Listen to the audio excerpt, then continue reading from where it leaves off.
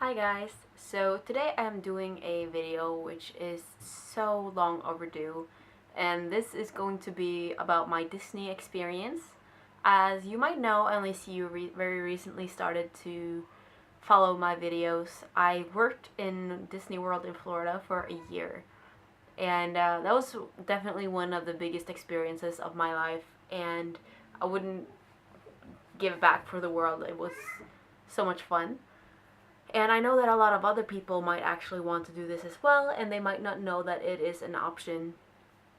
So I'm going to tell you, I think this might be more than one video. So in that case, this will be part one, and this will be about the job, how I got it, and stuff like that. So I'll just start telling you why I applied for the video. So when I was younger, probably around 7th or 8th grade here in Norway, I really wanted to study abroad. And that was the plan. I was going to go to a school where I could take a year abroad in the middle of my high school. But then I met my ex-boyfriend, and because of him, I never went. I stayed in Norway and we were dated for 5 years, but when we broke up in August of 2014, I did not want to, like, I didn't want to stay here anymore, so I browsed around to see what I could find, and I ended up finding this ad for working at Disney. And the job was called Cultural Representative of Norway, which meant that you would work in the Norwegian Pavilion in EPCOT. So EPCOT is one of the 4 parks in Disney. You have Magic Kingdom, Hollywood Studios, Animal Kingdom, as well as EPCOT. So when I found the job ad, I sat down and I had to write an English resume and a cover letter, which I had never done before in English. And keep in mind that I had only had like one proper job before this, apart from like summer job at the where my dad works. So actually, like sitting down and writing a resume, and especially in English, which is my second language, is kind of it was kind of fun because it was different, but it's still kind of scary going into something that you're not used to. So my resume was sent to them on the 23rd, I believe. Yeah, on the 23rd of September. So I basically just sat down, wrote it all up, as well as my resume with a picture. And you don't need to put on a picture, I think, but I did anyway because I feel like it's kind of common courtesy, especially here in Norway. It's very common to have a picture with your CV or curriculum vitae or resume, wherever you want to call it. So that's what I did, and then the next day, like, I went to bed, and when I woke up, I got a message from a girl named Stephanie. She worked for International Services, which is a I'm sorry for the noise. I think our landlord has visitors. International Services is a French department, or it's a French company that Disney works with when they hire international people for, especially for EPCOT, I believe, especially the Europeans. So Stephanie was my like contact person in International Services. I know they don't use International Services that way anymore. When you apply now, you actually upload all your information to a website. But back then, you just emailed it. And again, this was a long time ago. It was 3 years ago now that I applied for the job.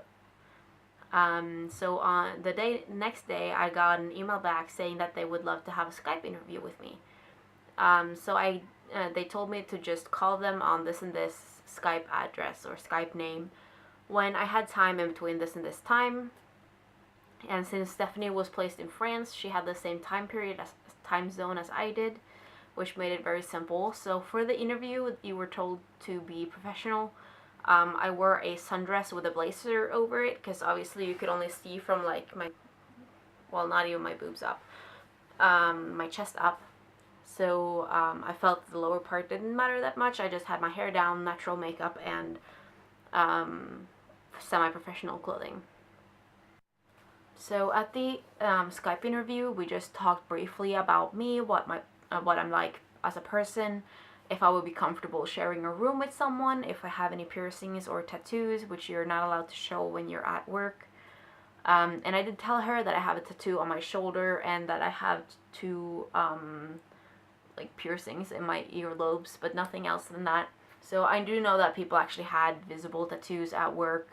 I worked with someone who had a star and a moon behind his ears, and he just covered it up with foundation, which was super orange, when he was at work. And he also had like stretched earlobes, which he glued together when he was at work.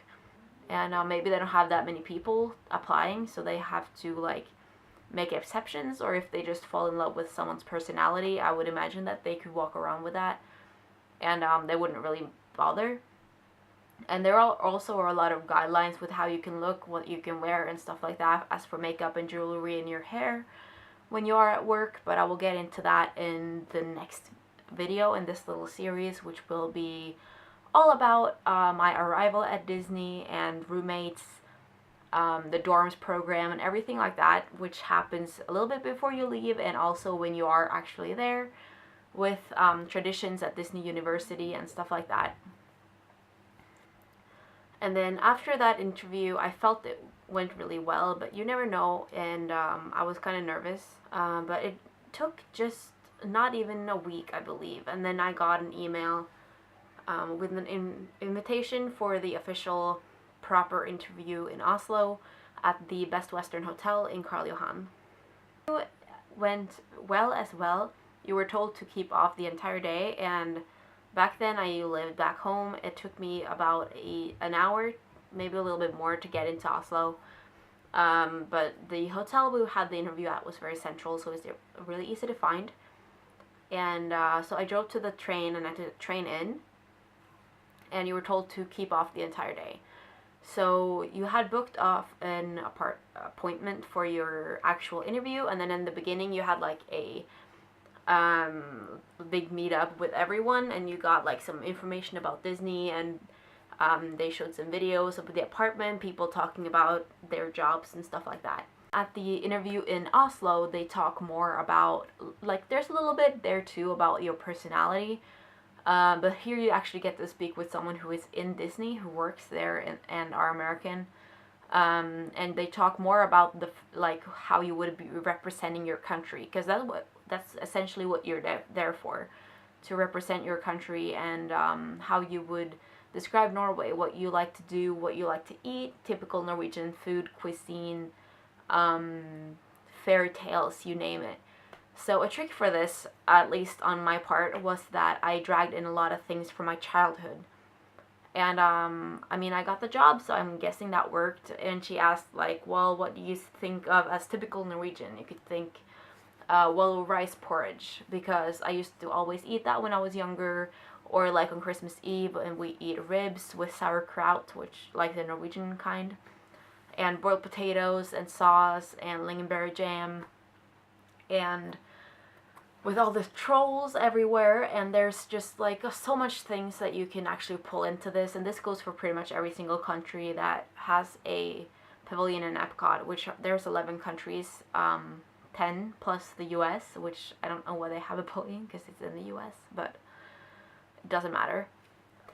So when you apply, you also have to let them know which department you want to work in. So you can choose between food and beverage, working in attractions, and working in merchandise. So I knew for sure that I didn't want to work in food and beverage, so I told them I would work in either attractions or in merch, wherever they needed me the most.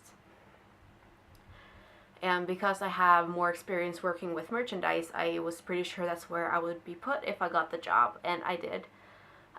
So after the interview, it actually just took 4 days, and then Stephanie called me on my phone, wondering if I still wanted the job.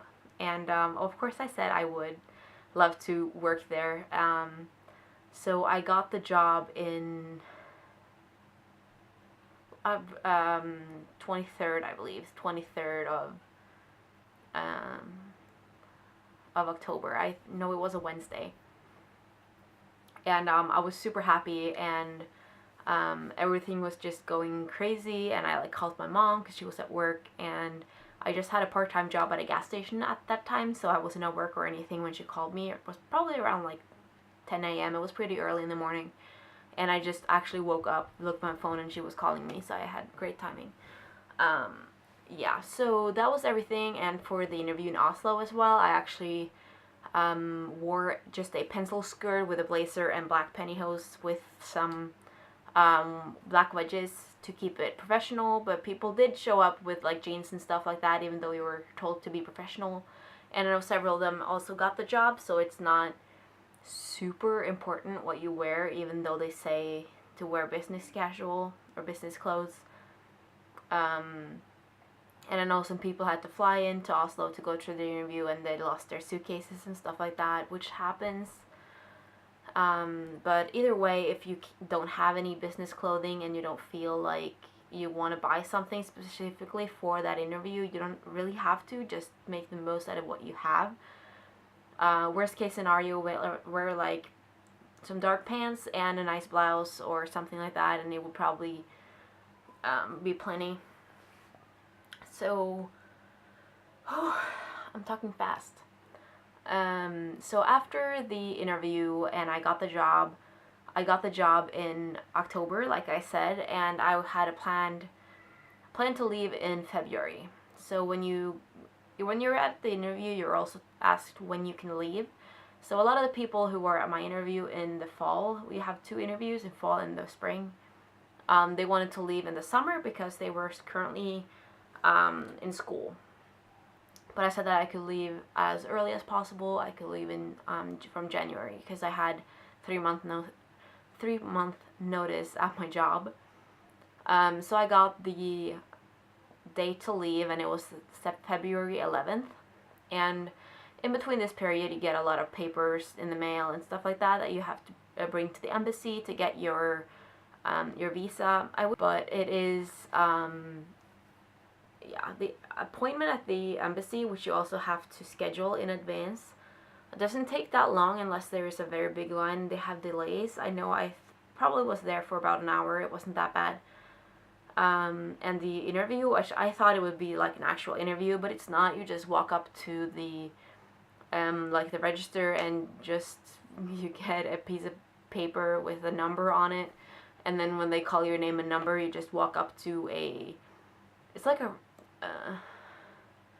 it's like a window, you know, like they have in the banks, and there's a window with a slot and the person behind the glass. That's what it's like. And then you have to bring your passport and some information from Disney that you're actually getting a job there. You also have to bring a your police record, so that they can see if you have any serious offenses and stuff like that. So obviously when I say minor, I'm not thinking like drugs and stuff, but like minor offenses, like speeding tickets and stuff like that, because they do ask you if you have ever if you have anything on your record, and they ask you if you have ever done this and that when you get like when you're getting your visa, and they ask you like questions that I cannot believe. And with one, if like they ask you if you're a terrorist, they ask you if you're a prostitute, they ask you if you've ever sold sex, if you're planning to sell sex in the US, if you're planning to contribute to terrorism. And there's like a lot of really, really straightforward questions, and I cannot imagine if anyone was a terrorist, they would check, yes, I'm a terrorist. But, you know, whatever. At least they could probably get you on some offense that you didn't answer that honestly if you were actually a terrorist, I guess. But there's like a lot of questions about your family and your job and where you live. And you also have to fill in some other documents and bring them in. And if you don't have all your documents, like if you don't have your birth certificate, which you have to bring, and it has to be in English. If you have it in Norwegian but don't in English, you can actually mail it to them after the interview if you didn't have it with you.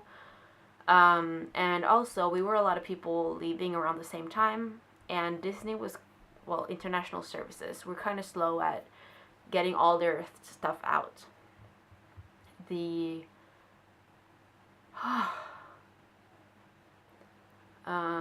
the package that you get in the mail with all the documents, which I actually still have, took forever, and I believe that they shipped it out a little bit not fast enough, because you need to have those documents to actually book your appointment at the embassy. And I think I had like probably like 3 weeks from I got that stuff in the mail until I was actually leaving. And then when the embassy, their website was down, so you couldn't book it. And then when it was back up, everything was booked. So I had to wait like another week and a half or something. And then I had the appointment at the embassy, and I turned in my passport. And then you have like this short interview, and then they ship it back to you in the mail with your visa inside, which is basically a sticker that they just stick on one of the sides of your passport. And I was not very comfortable with actually like leaving my passport behind. But anyway, when I was actually about to leave, I had not gotten my visa in the mail yet. And I actually didn't end up getting it in time for my departure, which was on February 11th. I didn't get mine until February the 14th. And because of that, obviously, I couldn't leave the day I was scheduled to, so I sent Stephanie, my contact person, an email saying that I wasn't going to get it in time and that I couldn't leave when I was supposed to. So she said that she would talk to Disney, and I was like, oh my god, I'm not going to get the job now because I didn't get my visa in time. But I actually did end up getting the job. And I got a later departure date, 2 weeks later on February 25th. So yeah, that was a little bit about the interviews and my, like, the application process. I know this was kind of messy, and I'm going to try to cut it down a little bit, but I don't want to cut it too much because I want to see, like, I want you to see how this actually is. And again, this is 3 years ago since I applied for the job, so everything is not perfect in memory, but either way. So I'm actually running out of memory, so I'm going to do the next part later. And I hope you enjoyed this. Hopefully this is going to be like a semi-fun series that you can enjoy if you've ever been to Disney, or if you're planning to go there, if you want to work there, and maybe you can get like a little heads up about what's going on behind the scenes. So yeah, I hope you enjoyed, and I'll see you guys later. Bye!